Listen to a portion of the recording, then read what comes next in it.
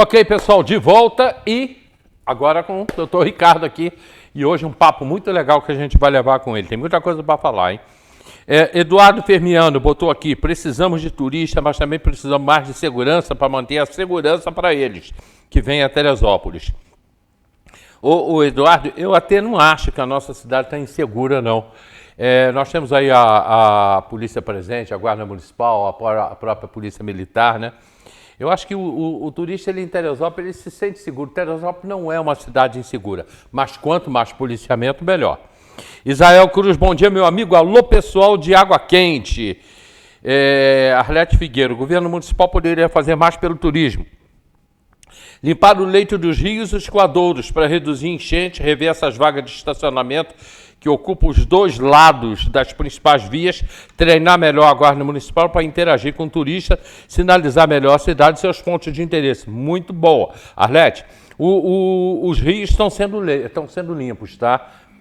O leito, né? Estão limpando lá no alto, na Barra. Agora isso vai ser o ano inteiro. Pelo menos disse o prefeito, que as máquinas não vão sair daqui o ano inteiro. Com referência à vaga de estacionamento, tem que se fazer um projeto de mobilidade urbana, que a gente tanto fala disso, né? E a guarda municipal é uma boa, mas tem que fazer concurso, só tem 28 guardas.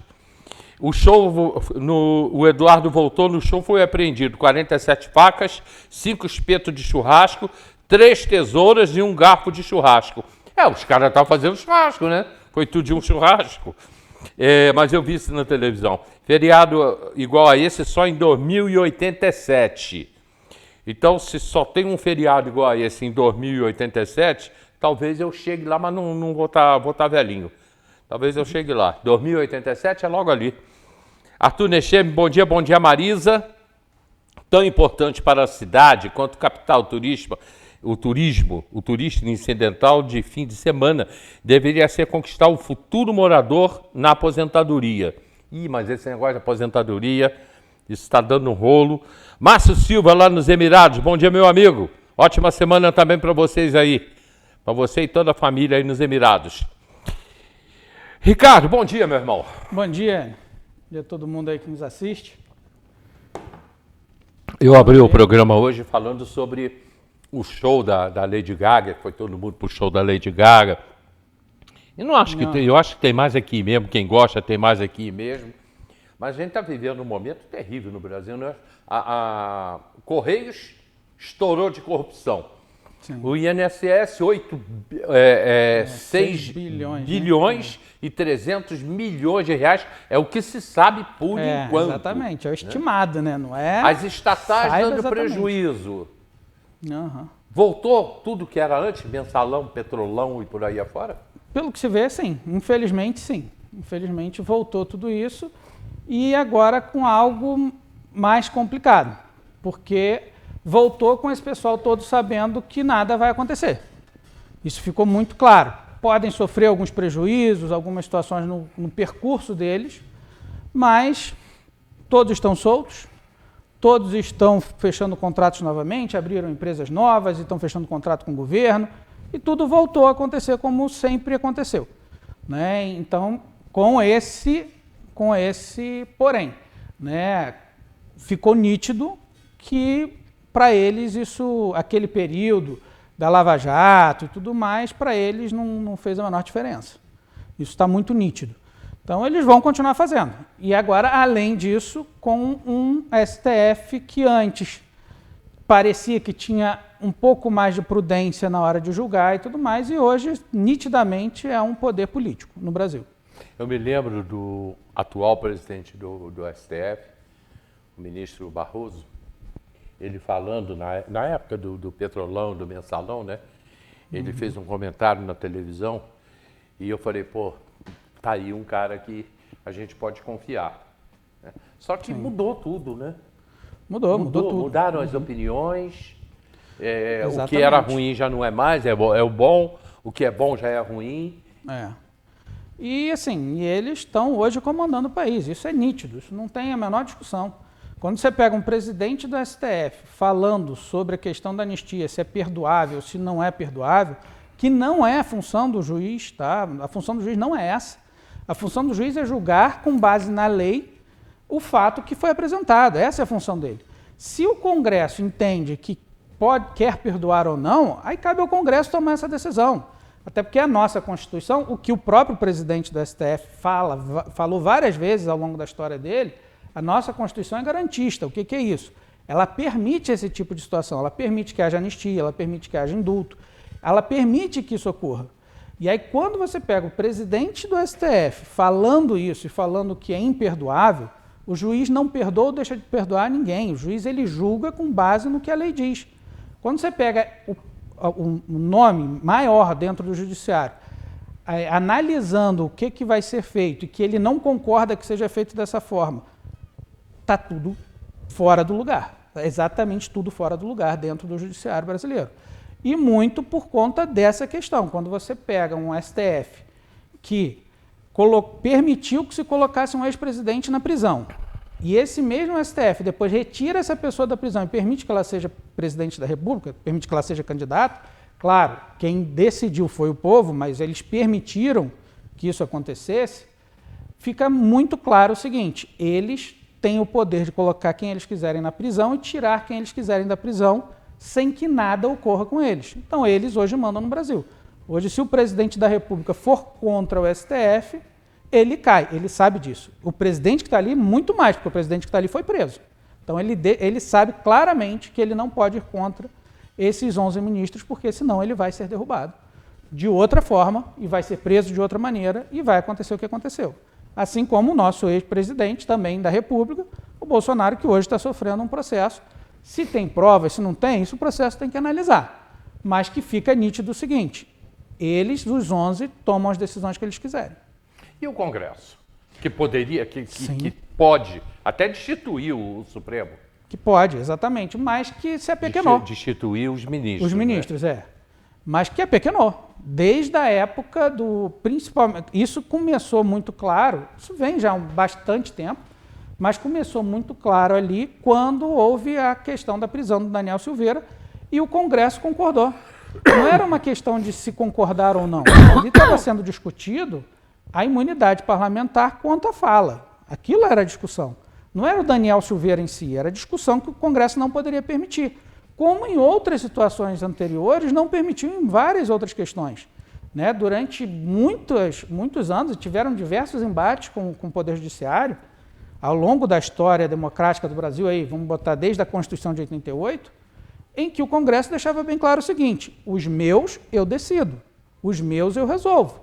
Tanto que eles fizeram uma emenda constitucional que diz o seguinte: para você julgar algum deputado, seja na Assembleia Legislativa, ou seja na Câmara dos Deputados, ou senador no Senado Federal, ou até os chefes dos poderes executivos, para você julgar alguém, para o processo andar dentro da justiça, por crimes comuns, quem tem que autorizar é o Legislativo. Isso é o que a Constituição deixa bem claro.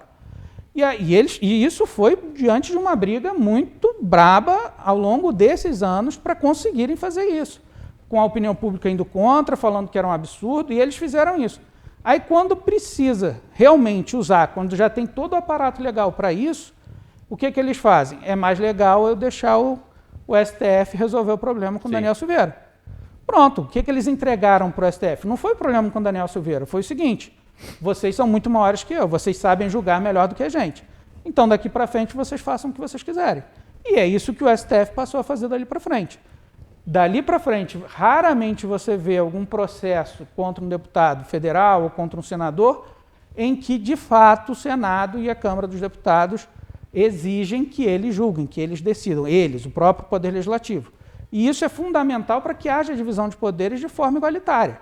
Se o STF chega e fala assim: eu quero julgar o Daniel Silveira, porque ele falou coisas que não devia, mas o Congresso diz: não, quem vai decidir isso sou eu, o STF saberia que teria um Congresso mais forte. Isso não aconteceu. E não aconteceu lá com ele, poderia acontecer outras vezes e continua não acontecendo. Então o Congresso está cada vez menor, cada vez mais enfraquecido. E infelizmente é isso que vai acontecer. Ou o povo muda isso nas próximas eleições, ou o que vai acontecer realmente é um Congresso cada vez mais enfraquecido, achando que o STF está resolvendo tudo. O povo brasileiro, eu acho que ele não consegue captar, na sua maioria, essa briga que tem hoje pelo poder entre o Supremo e o Congresso, que eles disputam. Sim. Né? Uhum. E, obviamente, o Congresso tem medo do Supremo. Sim, com certeza, está nítido. Os deputados e senadores, eles têm medo do Supremo, porque a grande maioria deles está com o rabinho preso lá dentro do Supremo com algum processo, alguma coisa, né? E que assim, eles conseguiriam resolver isso pela própria lei, que é isso que a gente fala, porque eles têm rabo preso com o STF, mas a própria legislação brasileira, ela deixa bem claro o seguinte, enquanto eles estiverem no exercício do poder, né, enquanto eles estiverem no cargo, é o Congresso quem vai resolver, é o Congresso que vai autorizar se o processo dele anda, se não anda, né? É o Congresso que vai suspender um processo. Só que aí eles começaram a dizer assim, não é. Por questões políticas, cada lado político ali, não é bem assim. Deixa o STF decidir, deixa o Judiciário decidir. Até que o Judiciário resolveu, então tá bom, então eu decido tudo que tem que decidir. E aí começam a ficar com medo. Aí você pega um presidente da Câmara dos Deputados que foi eleito dizendo que iria colocar a anistia em votação e logo depois que ele é eleito ele diz, não vou colocar. Aí ele começa a criar mecanismos para não levar isso para discussão, quando não deveria ser dessa forma. Você tem uma grande parte da imprensa hoje favorável, tá? Uhum. Ou seja, porta-voz do governo. Sim. Grande parte da imprensa hoje é porta-voz do governo. Muitos desses, ou melhor, muitos não, alguns desses foram anistiados. Sim. Isso desde 64, da década de 70, alguns deles foram anistiados, hoje são jornalistas. E são contra a anistia. Sim, exatamente. E assim, por quê? Essa aqui é a questão. Eles foram perdoados pelos crimes que eles cometeram. E que eles deixam claro que cometeram crimes. Por um motivo político, tudo bem, mas eles deixam claro que eles cometeram crimes. Né? E aí hoje eles impedem que outro grupo, que também possa ter cometido crimes, eu não estou nem falando quem pode cometer ou não, até porque quem está batalhando hoje no Congresso pela anistia não está dizendo que vai anistiar todo mundo. Né? Está dizendo que vai anistiar situações que nitidamente não foram de golpe de Estado, nada disso.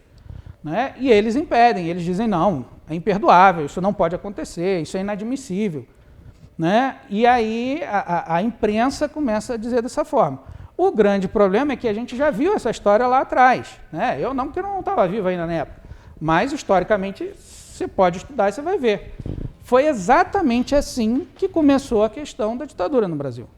Um grupo dizendo que não, que concordava, que era isso, que era dessa forma, que tinha que ser desse jeito, até que realmente se tomou conta do país e aí muitos deles começaram a criticar e começaram a ter problemas com quem estava no poder.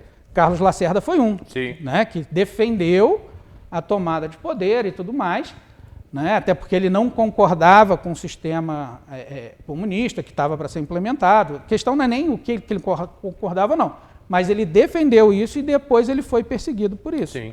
Né, então, é isso que muitas dessas pessoas não estão conseguindo observar, não estão conseguindo ver. O poder que eles estão concedendo, apoiando dessa forma o judiciário, fará com que no futuro se volte para eles. Porque quando eles começarem a não concordar, esse poder vai em cima deles. Tá, porque o governo de hoje, né, no caso o Lula, que é o presidente da República, lá no passado, o Supremo, e é esse mesmo Supremo que está aí, né, mudaram poucos, mudaram alguns, esse mesmo Supremo que está aí também condenou o Lula. Sim. Ele que autorizou que ele fosse para cadeia. E a chamada esquerda tinha horror ao Supremo. Sim. E hoje gosta. E hoje gosta. Porque hoje o a Supremo... esquerda xingava o Alexandre de Moraes o tempo todo. E hoje não, porque hoje o Supremo está atendendo os interesses deles. Quer dizer, não é uma briga ideológica, né? Não é a ideologia. É o estar no poder e, se possível, ganhar muito dinheiro. E, se possível, ganhar muito dinheiro. Porque estar no poder, para muitos políticos, é para ganhar dinheiro. Eu, quando digo, às vezes, em comentários com os amigos aí, eu falo, gente, não tem esquerda e direita. Tem quem quer o poder. Chegou no poder, acabou a esquerda, acabou a direita. O negócio é colocar o meu no bolso. E é o que a gente está vendo acontecer, porque o Brasil voltou a ter uma corrupção em todas as suas alçadas. Em todo lugar tem corrupção hoje no Brasil. Sim. Você vê dentro dos Correios o que aconteceu agora no INSS, e a gente não fala em milhões, a gente fala em bilhões. É isso que foi visto. E o brasileiro não reage. E o brasileiro não reage. E o brasileiro, na verdade, até porque assim, o brasileiro, por que ele também, eu entendo um pouco o lado do porquê que ele não reage. Ele tem que cuidar da vida dele, ele tem que fazer as coisas dele. A educação no Brasil é muito fraca, sempre foi e tem sido cada vez pior. Por mais que em números você diga assim, não, melhorou, as pessoas estão estudando mais, mas assim, o que de fato está sendo estudado? Essa que é a questão, né? Está fazendo com que as pessoas realmente pensem e vejam nessas questões políticas a importância que é participar, a importância que é lutar, para que isso não acabe não prejudicando ainda mais? Não. E também, você tem muita gente na população que, isso andando e fazendo campanha e tudo mais, a gente vê, né? Muita gente na população dizendo o seguinte, todos eles roubam, é o que muita gente acredita, todos eles roubam. Se todos eles roubam, então quem faz menos mal a mim, eu vou colocar. O Wallace fez aqui um comentário, ele botou, na situação atual, o Supremo está sendo o grande defensor do povo brasileiro contra os golpistas. Tá, a opinião do Wallace, eu conheço bem o Wallace. E aí eu pergunto, Wallace, se você quiser até pode responder para a gente aí, por que o Supremo não se posiciona contra a corrupção? Caberia essa pergunta? Caberia, com certeza. Por que o Supremo não se posiciona contra a corrupção no Brasil? INSS, Correios, algumas estatais, tudo que a gente está vendo acontecer no Brasil. Porque a corrupção voltou em larga escala, né? Por que o Supremo não se posiciona contra isso? Por quê? Porque também se beneficia, né? Essa que é a grande questão. E é isso que muitas vezes as pessoas acabam não vendo. Se você for olhar o custo que o judiciário passou a ter no Brasil, ele vem crescendo a cada ano. Porque para eles vale muito mais a pena agir dessa forma e ter o executivo nas mãos, ter o legislativo nas mãos, porque eles conseguem o que eles querem. Os salários deles são altíssimos e sempre aumentam. Você chega ao ponto de ouvir um presidente do STF falar que o judiciário brasileiro tem um custo muito baixo. Como tem um custo muito baixo? O custo do judiciário, não do STF, do judiciário em modo geral, é altíssimo. Você tem gente recebendo salário com mais de 100 mil, 200 mil reais, né? Recebendo por indenizações. Que indenizações são essas? Né? Você chega a ter desembargador aí, juiz, recebendo mais de R$1 milhão. Tem época, algum mês no ano que eles recebem isso. Isso é um absurdo.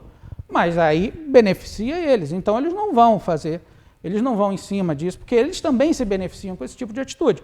E é claro, como eles têm o poder para julgar, para agir, se esse governo começar a não fazer o que o judiciário quer que se faça, o judiciário vai, de alguma forma, e derruba. Ou começa a abrir processo, aí vai começar a abrir processo contra essas situações, vai começar a acelerar os processos, vai agir contra o devido processo legal, porque o grande problema nisso tudo é o devido processo legal que nunca está sendo respeitado. Está sendo de acordo com a vontade deles. Esse é que é o grande problema. Se por exemplo, na questão falam, né, dos golpistas e tudo mais, se realmente isso aconteceu, então tem que se cumprir o devido processo legal. Eu não posso admitir que o devido processo legal é cumprido quando eu não permito que os advogados dos réus tenham acesso a toda a documentação. E é só isso, principalmente, o ponto principal que eles têm reclamado é isso. Eu não tenho acesso a toda a documentação. E aí vem o relator lá, o Alexandre de Moraes, por exemplo, e diz assim, não, eles tiveram acesso à documentação. Recebo a denúncia contra o ex-presidente. Aí logo depois ele diz assim, agora está permitido acessar os documentos. Então, ele mentiu dentro do relatório dele, ele mentiu na hora que ele foi julgar. Ele mentiu ali. E aí está todo mundo concordando, um monte de gente concordando, porque fica por isso mesmo, porque tem que condenar e ponto final. Esse é que é o grande problema, esse foi o grande problema na Lava Jato, muita gente defendendo que tinha que condenar e ponto final, porque eram corruptos, então poderia ultrapassar o devido processo legal. A população saber do devido processo legal não é trabalho da população como um todo, claro que não é, mas os órgãos que deveriam fazer, as entidades que deveriam agir, não agiram, desde a época da Lava Jato. Eu criticava, sempre quis, né, que o corrupto fosse preso, mas eu criticava a forma que estava sendo conduzida. Quando você pega e eu falava sempre assim, hoje é com esse grupo político, amanhã vai ser com outro. Eu me lembro, no dia que o Lula foi preso, foi dia 7 de abril, eu fiz aniversário dia 6 e dia 7 estava comemorando uma pizzaria aqui na cidade. Aí um monte de gente na mesa ali, que legal, não sei o quê. Eu falei, vocês não estão olhando o que isso vai acarretar. O Brasil inteiro, OAB, e aí falo da OAB Federal, Ministério Público, as associações da magistratura, permitiram muita coisa que a lei não permitia. Eu falei, vocês estão entregando arbitrariedade para a mão desses juízes. Eles estão vendo isso e eles vão fazer o que eles quiserem. É o que, infelizmente, está acontecendo no Brasil. Que quem agiu errado no 8 de janeiro tem que ser condenado? Tem, mas com o devido processo legal. E isso não está sendo, nitidamente não está sendo respeitado pelo STF. Só que a OAB não se manifestou. A única manifestação boba que a OAB fez agora foi da questão de se lacrar os celulares apenas dos advogados no dia do julgamento. E por que foi feito isso? Porque no julgamento anterior, aquele advogado, que foi desembargador, Sebastião Teixeira, né, ele divulgou um vídeo dizendo que não estavam autorizando ele entrar, enquanto tinha gente da imprensa lá, enquanto tinha deputado lá, que não era advogado de nenhuma das partes que estão sendo julgadas dentro do STF. Por isso, resolvem lacrar o celular do advogado. Mas o promotor pode usar, o procurador da República pode usar, os ministros podem usar. Aí a OAB resolveu acordar. Aí já é muito tarde. Tanto que o próprio Zanin, que foi um dos grandes defensores do devido processo legal no processo do Lula, ele mesmo disse assim, não, foi um caso excepcional e aconteceu, e se precisar vai acontecer de novo. Acabou. Chegamos nesse ponto hoje no Brasil, infelizmente. Total poder. Total poder. E sem a imprensa, grande imprensa, discutir e resolver essa situação. É isso, porque, por exemplo, houve agora no show da Lady Gaga a gente não sabe ainda se chegou a ter uma tentativa. Eu acho que a polícia impediu essa tentativa.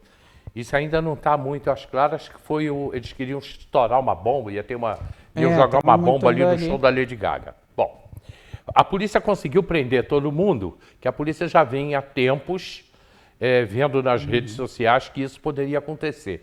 Aí prendeu gente, inclusive no Rio Grande do Sul, em algumas cidades do Rio Grande do Sul. A moça que escreveu lá, perdeu Mané com batom, ela continua presa. Ela só está cumprindo prisão domiciliar, mas está presa. Né? Não pode falar com ninguém, não pode sair de casa, enfim, está presa.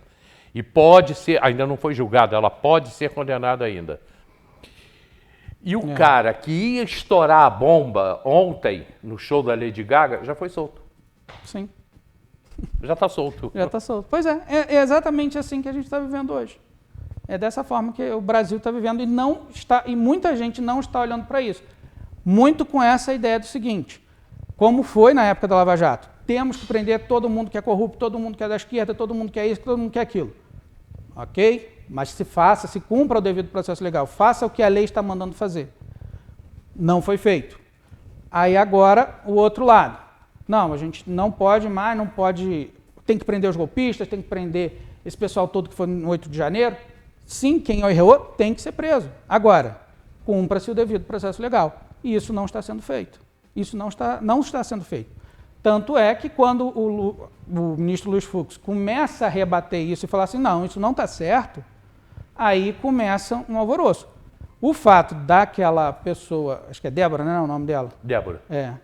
Ela ter ido para a prisão domiciliar foi porque um dos ministros chegou e falou assim, não, isso aqui está errado. Ela vai responder pelo que ela fez. Não vamos colocar coisas que ela não fez. E aí começou a própria imprensa, grande imprensa aí, começou a também mostrar isso, a falar assim, não, nesse caso aqui tem alguma coisa diferente. Aí o Alexandre de Moraes teve que reduzir e falar assim, não, então vai para a prisão domiciliar. Ele vai mudar o voto dele? Não, porque senão ele vai estar dizendo que ele errou no julgamento e que ele errou em todos os outros julgamentos. Aí ele bota em dúvida o voto, a decisão dele. Né? Então, ele não vai voltar atrás, com certeza não vai. Nem ele, nem os outros que também decidiram dessa forma. Porém, já quando a população começou, através da imprensa, a divulgar isso e tudo mais, ele começou a ver assim, não, calma aí, então eu tenho que mudar o meu posicionamento.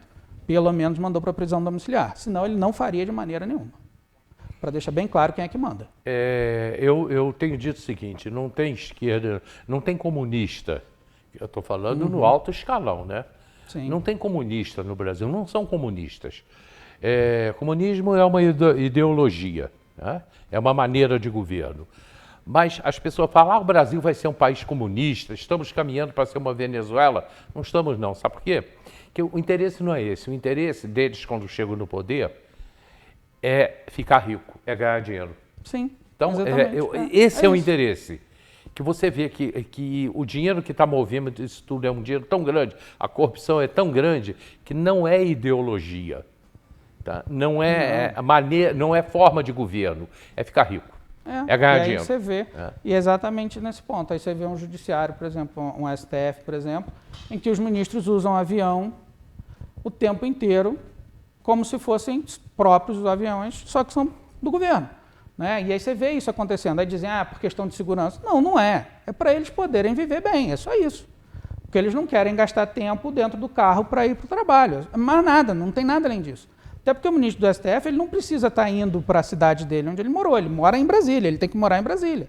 Mas não é isso que ele quer aparecer, ele quer ter uma boa vida, tudo isso pago com o nosso dinheiro. E muitas pessoas infelizmente, acabam não vendo isso. Tem mais um escândalo aí, que eu acho um escândalo, né? Que está acontecendo, não é, mas eu acho um absurdo isso. O Lula vai para a Rússia agora, nos próximos dias. Sim, Ele vai lá encontrar com Putin. A Janja, primeira-dama, ela já foi, há dias atrás. Ela, com toda uma enorme de uma comitiva no avião presidencial, ela já está na Rússia há dias já. Sim. Ela já está lá uns 3 ou 4 dias na Rússia. E ela não tem cargo, ela não tem mandato, ela não tem nada. Por que ela está fazendo isso? Porque, na verdade, quer ir para lá para outros interesses. A verdade é essa. Usando os nossos recursos, usando o recurso de toda a população. E uma das provas aí está essa questão da própria questão do INSS, em que o aposentado que já ganha muito mal vem sendo ali, sofrendo prejuízos há muito tempo. E assim, eu tenho um escritório aqui em Teresópolis, pequeno, poucas pessoas não pegam muito essa questão bancária, mas há alguns anos já eu tenho que entrar com a ação na justiça para um cliente meu, que quando eu olho lá a folha de recebimento dele, a gente olha lá e vê assim, está sendo descontado de uma associação. Você é dessa associação? Não, nunca fiz nada nessa associação, nem sei que associação é essa. Pois é, está sendo descontado. E aí entra com um processo aqui, outro ali. Agora a gente viu que realmente era algo que estava dentro do INSS para ganhar dinheiro, mais nada. Olha só, não vou entrar nesse assunto agora, que o nosso tempo já está esgotado. Está para estourar o que eu acho que vai ser uma bomba. Agora, no 1º de maio, o Lula, ele falou acabar com 6 por 1, ou seja, trabalhar segunda, terça, quarta, quinta, sexta, sábado e folgar domingo. A intenção deles é trabalhar segunda, terça, quarta e quinta, folgar sexta, sábado e domingo. Eles acham que aí vai dar emprego sexta, sábado e domingo para outras pessoas. Eu já acho que isso vai dar um desemprego enorme. Com certeza, vai dar um desemprego enorme. Porque o patrão ele vai falar, peraí, trabalhar segunda, terça, quarta e quinta, ele vai reduzir o número de funcionários. Vai reduzir. E empresas pequenas vão quebrar, não tem jeito. Porque para você pagar um funcionário já é difícil, você tem que pagar o dobro para isso, é muito mais difícil. Vão quebrar, o Brasil vai entrar numa recessão muito grande se fizer isso. Acredito que o Congresso não vai deixar, mas é aquilo, quem está no poder tem uma influência muito grande nos votos dentro do Congresso. Do Congresso a gente não confia nem um pouco, né? Sim, exatamente. Você hoje, lamentavelmente, não confiamos no Congresso. Não confio em deputados e senadores. Na próxima eleição eu vou escolher um senador, eu vou escolher um deputado, de preferência, até quem não esteja lá. Aí ainda é muito cedo para se falar isso. né, porque a gente não sabe quem serão os candidatos, mas eu vou escolher com muito cuidado. Garanto para você que o deputado que eu votei na última eleição, não voto nele. Também Não vou votar nele. Também não. O meu deputado que eu votei, deputado federal, que eu votei na última eleição, não vou votar nele. Tá? Porque ele... Peraí... Aí o Wallace respondeu aqui, deveria se posicionar contra tudo que há de errado, INSS e etc. Pois é, Wallace, mas não vão se posicionar. Infelizmente não estão se posicionando. Falando sobre o Supremo. Tanto que eles não falaram absolutamente nada até agora. O Alexandre Moraes não falou nada sobre INSS. Nada, nada, nada. Obrigado, meu irmão. Eu que agradeço. Agradeço que todo mundo está participando aí também. E até semana que vem. E aí, esperança... Tá difícil, né? Tá difícil. Mas o caminho é, enquanto você tiver eleição no Brasil, eu acredito que isso aí ainda vai continuar bem, tomara que sim. O caminho é exatamente esse que você falou, é analisar em quem você vai votar para conseguir, de alguma forma, tentar mudar esse Congresso. Vamos comercial, já já a gente está de volta.